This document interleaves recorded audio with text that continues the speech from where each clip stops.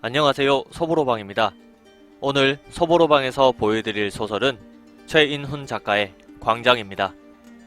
이 소설은 수능에도 여러 번 출제가 될 만큼 한국 문학 분야에서 인정받는 중요한 소설이죠. 왜 그렇게 인정받는 중요한 소설이 되었을까요? 그럼 최인훈 작가의 광장, 지금 보여드리겠습니다. 바다는 크레파스보다 진한 푸르고 육중한 비늘을 무겁게 뒤채면서 숨을 쉰다.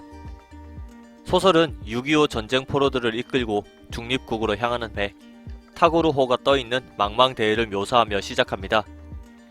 석방 포로 중 한 명인 이명주는 술과 노름으로 시간을 보내는 무라지라는 포로 관리인 대신 석방 포로들과 선장을 이어주는 교두보 같은 역할을 하고 있었습니다.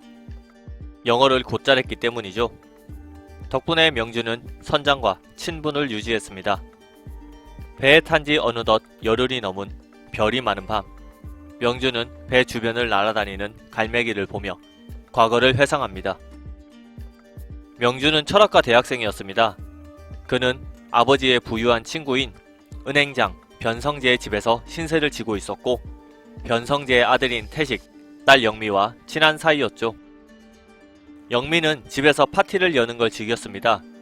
영미가 또 파티를 연 어느 날, 영미는 명준에게 자신의 친구 강윤혜를 소개시켜줬고 둘은 친해집니다. 윤혜를 보기로 한 날, 명준은 데이트에 가기 전 정 선생을 찾아갑니다. 고고학자이자 여행가인 정 선생이 명준에게 자신이 구입한 미라를 보러 오라고 했기 때문이죠. 정 선생은 자신이 구입한 미라에 대해 설명하고, 명준은 그의 이야기를 듣다 열정적인 정 선생의 삶과 달리 자신의 삶이 보잘것없다는 것 같다는 이야기를 합니다. 명준은 삶에 대한 허무함을 느꼈기 때문이죠. 삶을 사는 것처럼 사는 방법이 없는지 질문하는 명준에게 정 선생은 정치를 권해봅니다. 하지만 명준은 한국의 정치를 경멸하고 있었죠. 명준은 사회가 광장과 밀실 두 공간을 가지고 있다고 표현했습니다. 광장은 다같이 모여 이야기를 나누는 공간이고, 밀실은 개인, 즉 사적인 공간을 말하는 것이죠. 한국의 정치가들은 권력을 쥐고 광장을 쓰레기 더미로 만들어 버림과 동시에 광장에 있던 좋은 물건들을 모두 밀실로 훔쳐간다고 말했습니다. 그러므로 더 이상 광장에는 사람들이 없고 밀실에만 들어가 버렸다 말했습니다. 경제 역시 마찬가지이며, 이러한 이유로 사람들은 광장을 불신하게 되었고 밀실만을 아끼게 되었다 말했죠. 정 선생은 명준의 말을 듣기만 할 뿐 대꾸하지 않았습니다. 얼마 뒤 명준은 변성재로부터 월북한 명준의 아버지 이형도 때문에 경찰이 찾을 거라 말했습니다. 남로당원으로 월북한 이후 생사도 모르던 아버지가 북한의 선전방송에 나온 것이죠.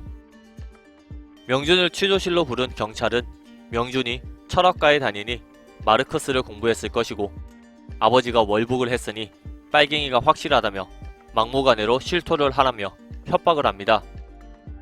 명준은 철학가라도 배우는 주제가 다르다는 이야기와 아버지가 말도 없이 월북을 한 뒤 어머니가 돌아가셨고 변성재가 자신을 돌봐줬기 때문에 북한에 대한 것을 모른다 이야기하며 대꾸하지만 오히려 구타를 당하게 되죠. 그 뒤에도 명준은 경찰서에 가 인격 모독을 당하며 삶이 무너지게 됩니다. 광장은 없더라도 개인의 자유, 즉 밀실은 존재한다 생각했던 한국에 자신의 밀실이 없어지게 된 것이죠. 명준은 신세를 지며 살던 변성재의 집에서 나와 인천에 있는 윤혜의 집에서 한동안 지내게 됩니다. 무기력한 삶을 살던 명준은 자주 가던 술집 주인에게 월북하는 배가 있다는 이야기를 듣습니다. 명준은 이 이야기가 한 줄기 빛처럼 느껴졌죠. 명준은 윤혜와 함께 월북하려는 생각을 합니다. 하지만 윤혜를 진심으로 사랑한 명준과 달리 윤혜는 명준에게 자신의 마음을 모두 열지 않았죠. 결국 명준은 윤혜를 남한에 둔 채로 월북하게 됩니다. 북한으로 간 명준은 노동신문 편집부 군부를 명령받았습니다. 명준은 그곳에서 진실을 알리는 기사가 아닌 당이 원하는 대로 쓰는 기사를 써야만 했고 자신의 생각과 너무 다른 북한의 모습에 실망을 합니다. 얼마 지나지 않아 명주는 그의 부친을 만납니다.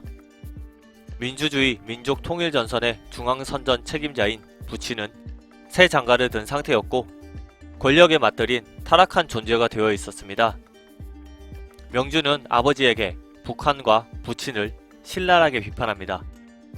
자신은 욕망에 미쳐버린 남한의 고위 정치가들이 권력으로 인민들을 짓밟는 행위를 참을 수 없어 북한에 왔지만 북한은 인민을 위한 공화국이 아니라 정권을 유지하기 위해 인민들에게 강요만 해 인민들은 정열 없이 앵무새처럼 시키는 일만 하게 된 나라라고. 즉 광장에는 사람이 있지만 모두 시키는 대로만 구호를 외치는 넉나간 사람들 뿐이라고. 하지만 그의 부친은 묵묵부답이었습니다. 명주는 북한과 아버지에 대한 실망과 더불어 신문사에서 왜곡된 기사를 쓰는 것을 참지 못하고 육체 노동을 하기 위해 극장 짓는 일을 자원해 나가다 다치게 됩니다. 그리고 병원 치료를 받다 위문을 하러 온 국립극장 소속 발레리나 은혜를 만나게 되고 그녀와 사랑에 빠집니다. 곧 연인으로 발전하죠. 그녀는 윤혜와 달리 명준에게 자신의 마음을 모두 열었고 명준은 은혜에게 많은 의지를 했습니다. 어느 날 은혜는 국립극장 일로 모스크바에 몇 달 동안 떠나 있어야 했습니다. 명준은 은혜에게 무슨 핑계를 대서라도 가지 말아달라 말하며 이유 모를 억지를 부리죠. 모스크바에 가게 되면 다시는 못 볼 것 같다는 느낌이 든다는 이유에서였죠. 몇 달간의 헤어짐이기 때문에 농담을 하는 줄 알았던 은혜는 명준이 진지하게 이야기를 하자 눈물을 흘리며 알겠다는 대답을 합니다. 하지만 은혜는 명준을 두고 모스크바로 떠납니다. 얼마 지나지 않아 6.25 전쟁이 발발했습니다. 명준은 북한군으로 전투에 참여하게 되었습니다. 그리고 전투 중 간호병으로 온 은혜를 만나게 되죠. 은혜는 명준에게 약속을 지키지 못해 미안하다는 말을 하고 싶었고 명준을 만나기 위해 간호병으로 지원했다는 말을 합니다. 명준은 거짓말을 하지 않았지만 마음을 열지 않은 윤혜보다 결론적으로 거짓말을 하긴 했지만 순간순간 진심이라 느끼게 한 은혜를 더욱 사랑하게 되었습니다. 둘은 전쟁 중 자신들만 아는 장소에서 몰래 만나 사랑을 나누죠. 은혜는 죽기 전에 부지런히 만나자는 이야기를 합니다. 하지만 그 약속을 지키지는 못합니다. 은혜가 전사를 한 것이죠. 전쟁이 끝나고 이명준은 전쟁 포로로 잡히게 됩니다.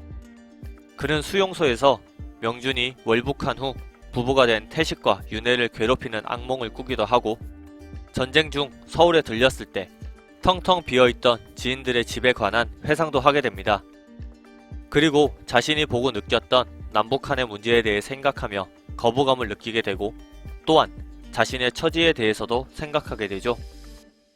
월북을 했었기 때문에 남한에서 좋은 대접을 받을 리 없고 북한에서는 남로당의 수장격이었던 박헌영이 숙청되었기 때문에 같은 남로당이었던 아버지 역시 위험했고 자신도 위험하다는 걸 알 수 있었습니다. 명준은 자신이 전혀 알려지지 않은 생소한 곳에서 조용한 삶을 사는 것을 생각합니다. 전쟁 포로가 송환될 곳을 결정하는 장소는 판문점이었습니다. 남한과 북한은 각각 명준을 회유하려 했으나 그들의 지속적인 회유에도 불구하고 명준은 중립국을 선택하죠. 명준은 중립국으로 가는 배 위에서 과거에 대한 회상을 끝냅니다. 그리고 명준은 누군가가 쳐다보고 있다는 느낌을 또 받게 됩니다. 명준은 배에 탄 이후로 줄곧 누군가가 자신을 감시하고 있다는 느낌을 받았었고 고개를 돌리면 아무것도 보이지 않아 원인을 알 수 없어 했죠. 하지만 그날은 고개를 돌려 감시자를 마주할 수 있었습니다. 그 감시자는 바로 배 주변을 날아다니는 갈매기였습니다. 그는 자신을 감시해 괴롭히는 감시자들, 즉 갈매기들을 총으로 쏴 죽이려 하지만 그 순간 전쟁 때 이야기했던 은혜의 말이 떠올랐습니다. 은혜가 명준의 아이를 임신했다는 이야기를 말이죠. 그때 총구에 보이던 두 마리의 갈매기가 어미새와 새끼새라는 것을 알게 됩니다. 그리고 그 갈매기들은 더 이상 감시자가 아니라 은혜와 자신의 아이로 느끼게 되죠. 그는 두 갈매기가 자신을 찾으러 온 은혜와 아이의 용기와 사랑이라 여기고 푸른 광장인 바다를 쳐다봅니다. 그리고 그날 밤 선장은 석방포로인 이명준이 실종되었다는 보고를 받습니다.